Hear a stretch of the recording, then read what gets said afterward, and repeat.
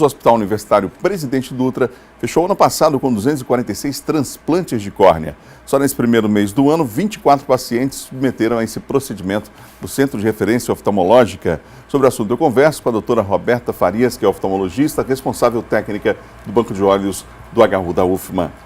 Doutora, bom dia. Bom dia, Adalberto. É um prazer estar aqui. Prazer é nosso. Doutora, um número significativo, né? E aí a gente imagina, além dos procedimentos que foram realizados, o número de pessoas que estão na fila aguardando por esse procedimento, que é tão importante, não é?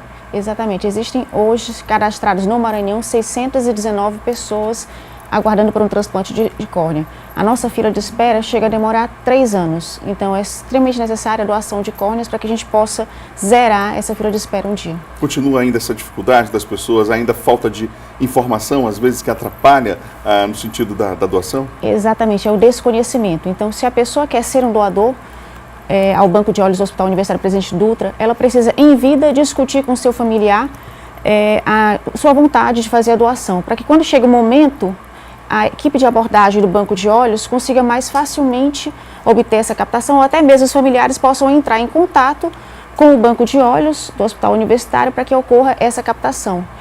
O Banco de Olhos ele funciona 24 horas para receber doações. Se quiser entrar em contato pelo Banco de Olhos, é só entrar em contato no telefone 2109-1010 ou 8882-8802. Vamos repetir o telefone então para as pessoas? 2109-1010 e 8882-8802. Esse último número é um WhatsApp, né, que funciona também para poder receber a doação. E é importante saber que para a doação de córneas, o paciente ele não precisa estar em morte encefálica. Essa doação de córnea ela pode ocorrer até 6 horas após o óbito. Então existe até um período de latência, um período grande, em que a família pode entrar em contato para poder a equipe lá fazer a abordagem. Então mais facilmente a gente consegue captar córneas do que os outros órgãos, por exemplo. Esse tempo pode fazer diferença, não é?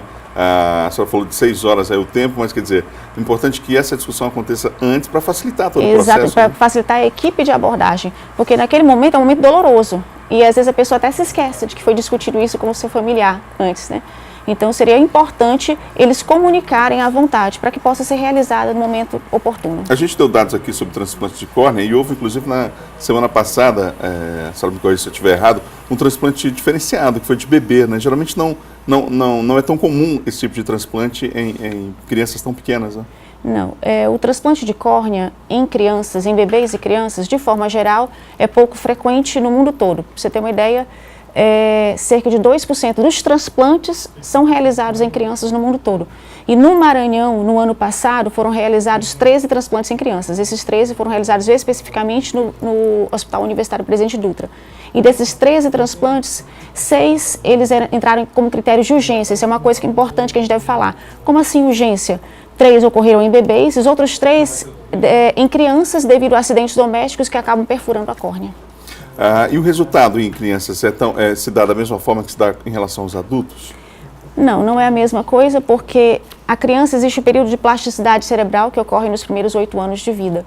Então, qualquer trauma que ocorra naquele momento, seja cirúrgico ou um trauma físico, ele pode dificultar esse período de adaptação visual. Então, o transplante de córnea numa criança, ele tem que ser acompanhado também de uma reabilitação visual, ou seja, de uma estimulação visual precoce. A criança vai trocar de óculos com mais frequência, ela vai ter que frequentar o ambulatório com mais frequência, vão ter que fazer estímulo com tampão para que ela consiga recuperar realmente a visão. No caso dessa criança que aconteceu esse último transplante, houve a necessidade de reconstituição, inclusive, da pálpebra, né? Na verdade, foi o problema na pálpebra que acabou causando o problema na córnea da criança. Ela nasceu com uma má formação palpebral.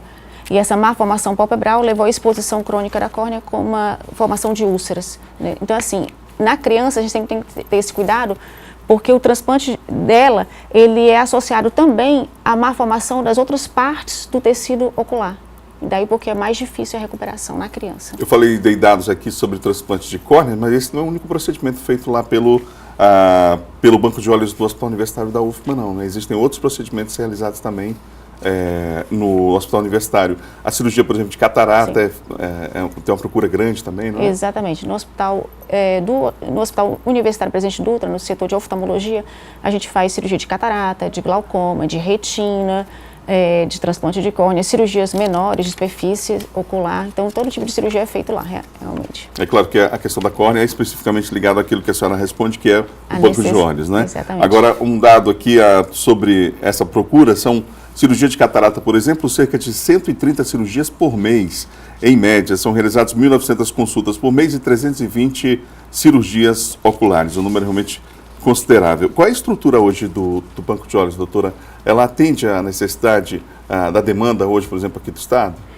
Não. O Banco de Olhos do Hospital Universitário Presidente Dutra, ele conta hoje com uma equipe de 18 profissionais, o Banco de Olhos. Certo. O serviço de oftalmologia, ele conta com muito mais profissionais. Sim. Né? Então, essa equipe de 18 profissionais consta de médicos, de enfermeiras e técnicos de enfermagem que funcionam 24 horas para receber a doação, para captar a doação, para avaliar essa córnea e para distribuir o tecido ocular para a população que necessita. Certo? Desde 2004 existe o Banco Desde de Olhos? 2004 ele foi fundado. E é credenciado pelo... Ele é credenciado pelo Ministério da Saúde. Foi um esforço bastante intenso do Dr. Elcio Cossetti, junto com a diretoria do Hospital Universitário Presidente Dutra, frente ao Ministério da Saúde, para que esse credenciamento fosse realizado, porque é um processo bem difícil.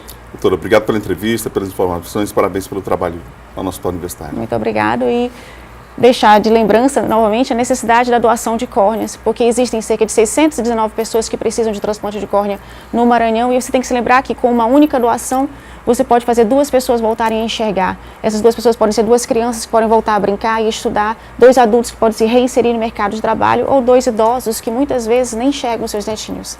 Então, Muito obrigado mais doação. uma vez. Obrigada. Obrigado.